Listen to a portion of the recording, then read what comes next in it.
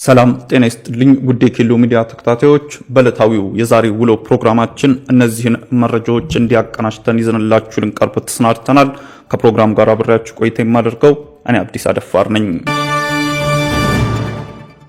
የሶማሊያው ፕሬዝዳንት ለይፋዊ ጉብኝት ኤርትራ ገቡ። የሶማሊያ ፕሬዝዳንት ሐሰን ሼክ መሐመድ ለስራ ጉብኝት ዛሬ ታህሳስ 16 ቀን ከሰዓታት በኋላ አስመራ መግባታቸውን የኤርትራ ማስታወቂያ ሚኒስቴር አስታውቋል።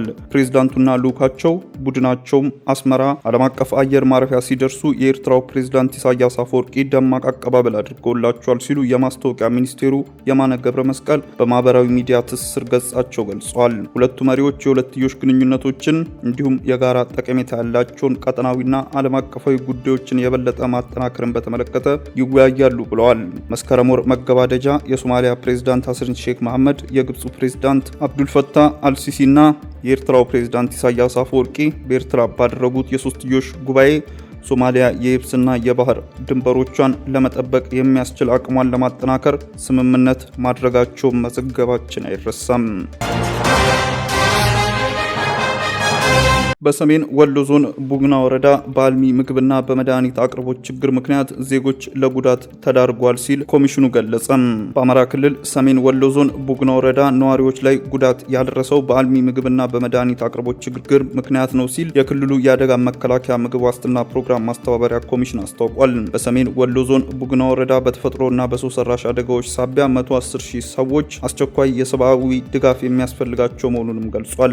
ቡግና ላይ የተከሰተው በተመለከተ የኮሚሽኑ ምክትል ኮሚሽነር በሰጡት ጋዜጣዊ መግለጫ በኮሚሽኑ በኩል በሚደረገው የምግብ ድጋፍ በተገቢው መንገድ ሲተላለፍ ቆይቷል ብለዋል። ነገር ግን መደበኛ ምግብ ማቅረባቸው ብቻውን ለነዚህ አካባቢ በቂ አይደለም ሲሉ የጠቆሙት ምክትል ኮሚሽነሩ በከፍተኛ ሁኔታ የተጎዳ አካባቢ በመሆኑ የአልሚ ምግብ አቅርቦት የሚፈልጉ አካባቢዎች ናቸው ሲል ገልጿል። በእኛ በኩል የምግብ እህል በተገቢው ጊዜና ሁኔታ የቀረበ ቢሆንም በአሜሪካ የልማት ተራድኦ ድርጅት USAID በኩል የሚተላለፉ የምግብ ሰፕሊመንትስን በወቅቱ ባለማድረስ በመጠን ከፍተኛ ችግሩ ተከስቷል ብለዋል። የተመጣጠነ የምግብ እጥረት ከፍተኛ SAM እና መካከለኛ MAM በሚል በሕክምና ባለሙያዎች ከተለየ በኋላ የአልሚ ምግብ ለተጎጂዎች መቅረብ ነበረበት ሲሉም አስታውሰዋል።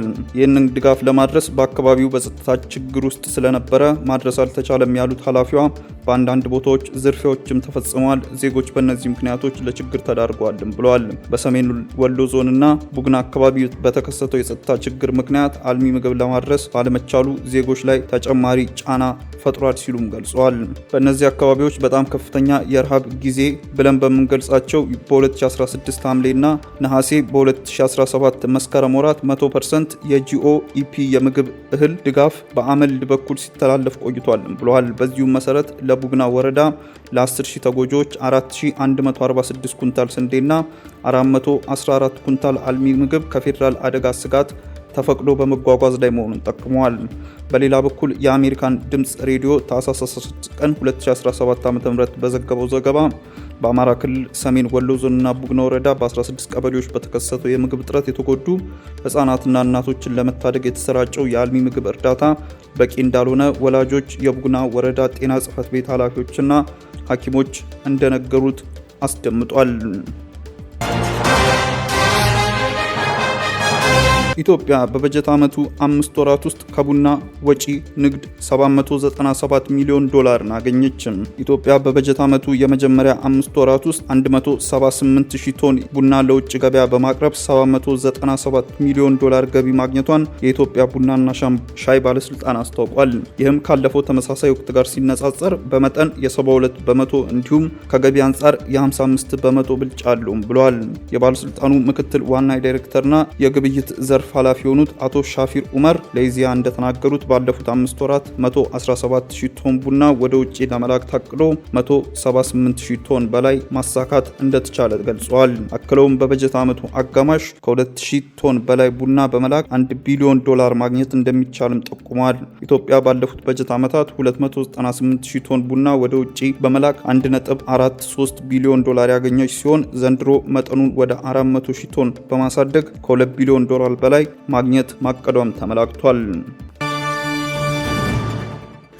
ውድ ተመልካቾቻችን በዕለታዊው የዛሬ ውሎ ፕሮግራማችን ይዘንላችሁ የቀረብናቸው ዋና ዋና መረጃዎች እነዚህ ነበሩ። ከፕሮግራም ጋር አብሬያችሁ ቆይታ ያደረኩት እኔ አብዲስ አደፋር ነበርኩ። ከሌሎች የኬሎ ሚዲያ ፕሮግራሞች ጋር መልካም ቆይታም